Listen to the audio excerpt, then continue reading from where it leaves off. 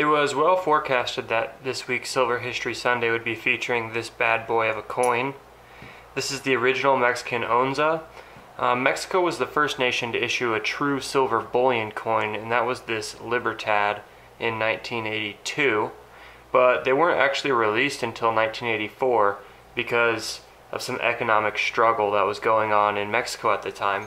So you'll see a bunch of 82s and 83s floating around, but they weren't actually available until 84, which is pretty interesting. So here I just have an 83 to show you, along with an 84, and both of these would have been acquirable the same year, which would be 1984. But anyways, before that though, this was the closest thing you could get. This is the old Onza. Give you a look at both sides there. And this is generally referred to as the balance scale Onza because nobody really knows what to call any of these things. They're all Onzas, they're all Libertads, they're all, you know, but this one is truly just an Onza, otherwise known as the balance scale Onza. On the obverse of the coin, we can see a screw press image, the date, and the inscription Casa de Moneda de Mexico. And then around the edge here, we see the same design that you can see on the old school Libertad, which some of you guys also call Onzas, because it says one Onza there. But yeah, they have the same little rim design, which is cool, around the edge here. The words Casa de Moneda de Mexico just means the Mexican Mint, and so that's where these were produced. The screw press featured on this side is here because it shows the advancement of the minting process. It was invented and used by the Romans in order to move forward from the old hammer and stamp method where they used to just strike the coin with the hammer. And the screw press allowed mints to replicate coins with more accuracy, precision, and reducing the variation from coin to coin. So you would get less off-centered coins, you would get ones with an even strike across an entire mintage. Rather than the old way, you would see a lot of variation between coins. So that's why the screw press is here. It's just kind of representing how far the mints have come since the old times. The date on the coin is obviously representing when the coin was minted, here. But there are some nuances with this. If your Onza says 1978, 1979, or 1980, then that date is legitimate, and that's actually when it was struck. However, this coin was actually first created in 1949 and struck randomly, intermittently from then until 1978. So if your coin says 1949 on it, it's going to be really hard to tell exactly when it was minted because they used the date 1949 up until 1978. So that's interesting. Mine's obviously just a 1979.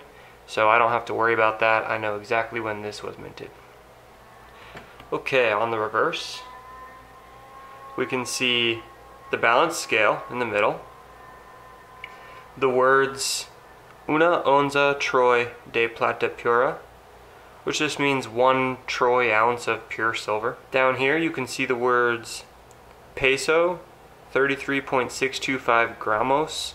And below that, the Mexican Mint mark, which is cool. And so this just means 33.625 grams at a purity up here of 925 or sterling silver. And you'd be like, whoa, that's not a troy ounce because a troy ounce is 31.1, right? Well, this does claim to be 1 ounce of pure silver, and so they're right. They've scaled up the coin in order to make it weigh exactly 1 troy ounce of silver. It's actually a tiny bit lower than that. It's like 0.99998. And then we also have the balance scale, obviously, which is featured on the reverse of this coin. And the balance scale is what it is. You know, it symbolizes truth, justice, fairness, and precision. And it's just a tool that has been used for the longest time ever, basically, to weigh things. So that is the balance scale. And then, if you were curious, the edge of this coin is reeded. There we go. Just a nice reeded edge. Similar to that of the new Libertads. or even the early 90s Onzas, because those also had reeded edges. They didn't have the lettering on the sides like the ones like these. You know, some of the ones in the early 90s had reeded edges as well. So those are the 3 big Mexican mint bullion coins, if you will. Although this is sterling, I still consider it a bullion coin because that's what it was meant to do. And I just have the other ones here so you can use them for reference size wise. The Libertad is about the same size as an American Silver Eagle, and you can tell that even this this old one is a little bit bigger than the new. And then obviously the middle of the pack is much thicker, but also have a much smaller diameter. So anyway, just kind of wanted to showcase some of the more pure Mexican coins out there. There are a lot of 90%ers and 72%ers that the Mexican Mint has minted over the years, but these are my 3 favorites, and these are the 3 that everybody knows, you know what I mean? So I figured I'd wrap up the Mexican silver discussion while the Libertad Onza craze is going on. I know a lot of you guys love these things. I do too. And yeah, so hopefully you guys enjoyed this week's Silver History Sunday. Nothing too special, but it was a fun one at least. And I appreciate you watching. I'll see you guys tomorrow.